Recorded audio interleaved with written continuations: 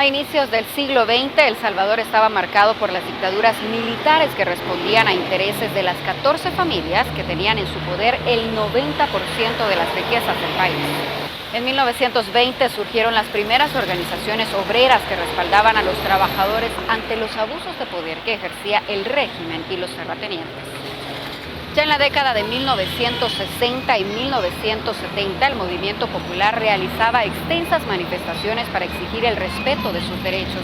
1980 marcó el inicio de las protestas populares a un mayor nivel debido a la efectiva organización del movimiento popular. En esta edición de Memoria Viva recordaremos la movilización del 22 de enero de 1980, cuando la Coordinadora Revolucionaria de Masas, entre otras acciones, rendía homenaje a los caídos en la masacre de 1932 bajo el régimen de Maximiliano Hernández Martínez.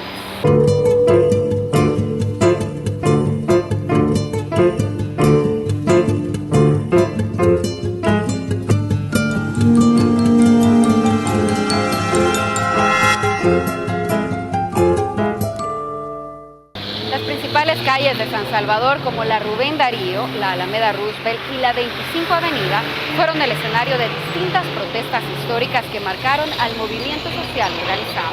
Por ejemplo, la marcha del 22 de enero de 1980, conocida como Marcha por Solidaridad Internacional, convocó de forma pacífica a cientos de miles de personas para enviar un mensaje de solidaridad a la comunidad internacional. Y como ya era costumbre, en esa manifestación se hicieron presentes los órganos represivos del Estado. En las azoteas de los edificios se ubicaron francotiradores quienes disparaban contra los manifestantes, asesinando a varias personas y dejando decenas de heridos. La lucha por la transformación social en El Salvador se enmarca en fechas importantes. Por ejemplo, el 22 de enero de 1932 se hace un levantamiento campesino por la lucha de las tierras que estaban en manos de terratenientes. Y 48 años después, el mismo 22 de enero de 1980, las calles de San Salvador son el escenario de la movilización más grande en la historia de nuestro país. Fundamentalmente, lo que se buscaba era crear, ¿verdad?, que había una fuerza capaz, ¿verdad?, de movilización y que demandaba democracia, libertad, ¿verdad?, y al final parar la represión, ¿verdad?, que era brutal ya en ese tiempo. Se escogió el 22 de enero porque en esa fecha se conmemora la masacre de 1932 y era la manifestación, la fiesta de la unidad popular. Esta manifestación es considerada como la más grande en la historia de las luchas populares de nuestro país, El Salvador. Cifras conservadoras: 300.000, 350.000. Hay compañeros, hay periodistas que llegan a señalar que rondaba el 500.000. Ese día, la Coordinadora Revolucionaria de Masas convocó a cientos de miles de personas de todo el territorio nacional: obreros, campesinos, maestros, religiosos, profesionales y demás población civil. Denunciaron las reformas injustas que impulsaba la Junta Revolucionaria de Gobierno. La organización estaba a nivel nacional. La mayor parte eran campesinos, organizaciones campesinas, ¿verdad?, las comunidades eclesiales de base, estudiantes, que estaban las universidades. La cabeza de la manifestación estaba en el Parque Cuscatlán y toda la gente amontonada llegaba hasta aquí, cerca de aquí al Salvador del Mundo, en donde estamos.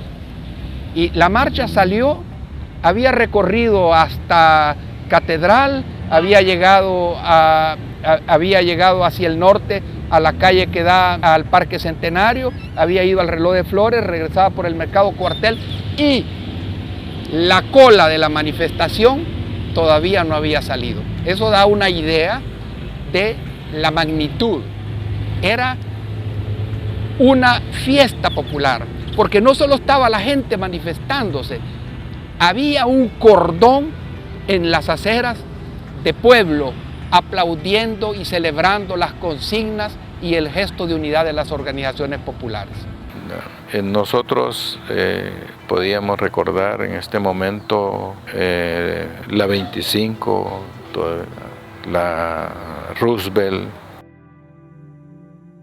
En esta manifestación, la participación fue masiva, sin precedentes. Los asistentes salieron del monumento al Divino Salvador del Mundo y llegaron al Parque Libertad. Pero como una práctica recurrente en esos tiempos, los manifestantes fueron atacados y reprimidos desde posiciones estratégicas por francotiradores, asesinando e hiriendo a muchas personas.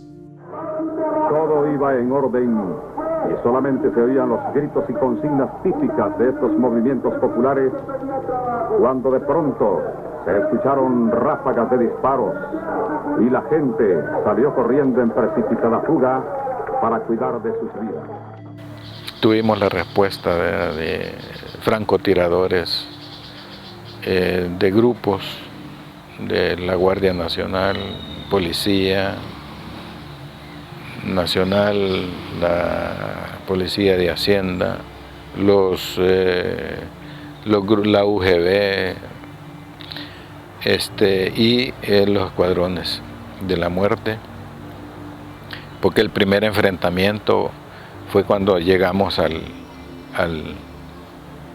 Parque Libertad, ¿verdad? Ahí iba la dirección, ¿verdad? Ahí íbamos nosotros y empezamos a recibir disparos, ¿verdad? Y después se extienden los disparos en el trayecto de la marcha. Yo estaba cubriendo la manifestación para la Solidaridad Internacional y iba con el contingente de periodistas extranjeros porque significaba un poco de protección, pero todos íbamos y veníamos.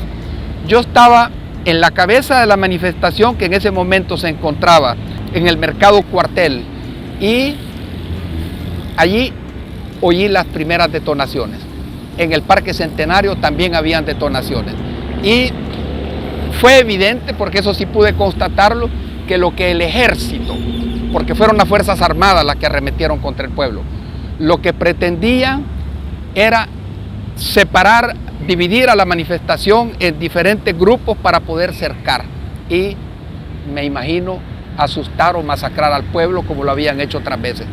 Disparaban por la Biblioteca Nacional, todos los edificios públicos sirvieron para masacrar a la manifestación. Las balas venían de edificios, ¿verdad? Altos y de lugares, digo, donde estaban apostados con fusilería, elementos de los cuerpos de seguridad en ese tiempo. El régimen lo que tenía era ya una planificación, ¿verdad?, de francotiradores establecida en toda la ruta, ¿verdad? Por eso digo que pasó lo que pasó, muchos muertos, muchos heridos, más heridos que muertos. En su diario personal, Monseñor Romero registró: a la altura del Palacio Nacional se inició un tiroteo que desbandó esta preciosa manifestación que era una fiesta del pueblo. El entonces ministro de Defensa, coronel Guillermo García, argumentó que unos guardias que estaban custodiando el Palacio Nacional se habían puesto tan nerviosos que dispararon, pero sin orden de sus superiores. En 1992, la Comisión de la Verdad investigó estos actos y determinó que respondían a una política de represión. Ese 22 de enero de 1980 también se reprimió al movimiento popular organizado y los hechos terminaron en la masacre de al menos unas 30 personas. El desenlace realmente de todo esto es que ahí queda demostrado ¿verdad?, de que la salida política no era viable. Quedó demostrado para la historia de que la dictadura militar fascista, ¿verdad?, no tenía ninguna intención, ni la oligarquía, de buscar una salida política. Por lo tanto, se define en ese periodo, ¿verdad?, de que la lucha era armada. El ataque a la manifestación del 22 de enero de 1980 es considerado un hecho que aceleró el inicio de la guerra civil. 2 meses más tarde, el 24 de marzo de 1980, Monseñor Romero, el personaje que más luchaba por evitar ese desenlace, se convirtió en la siguiente víctima. El primer disparo que yo escuché de un francotirador para mí era el minuto cero de la revolución salvadoreña, porque entonces el pueblo comprendió que había que luchar. En ese momento las condiciones subjetivas tan necesarias en un proceso revolucionario llegan a su clímax y comienza la verdadera lucha de liberación del pueblo, que por supuesto es una lucha que continúa, tenemos que seguir luchando. Son hechos históricos, ¿verdad?, y que creo que muchos los vivimos todavía. Hay una generación aquí, ¿verdad?, o dos que compartimos tantos hechos, y que debe servir todo esto y conmemorarlo, ¿verdad?, para que no se repita, ¿verdad? Yo creo que esa es la sabiduría de los pueblos, es conocer su historia para saber de dónde venimos. Recuerdo de imágenes, ¿verdad?, de compañeros que caían en estas calles. Yo de niños que andaban perdidos. Son cosas que a veces remuerden, ¿verdad?, dan tristeza, y al mismo tiempo el recorrer, digo, esas calles que hoy no se parecen para nada, se viene a la memoria, digo, todo este sacrificio que hubo de parte de esa generación, o de nuestra generación, ¿verdad?, para tener lo que tenemos ahora. Nuestros jóvenes tienen que comprender que es necesario cultivar la memoria histórica, y fechas como esta son importantes para adentrarnos en la conciencia popular. Cada 22 de enero se conmemoran las históricas luchas de las organizaciones populares y políticas que exigían el bienestar social en nuestro país. La manifestación del 22 de enero de 1980 había sido convocada por la Coordinadora Revolucionaria de Masas y tenían a la base el desencanto acumulado hacia la Junta Revolucionaria.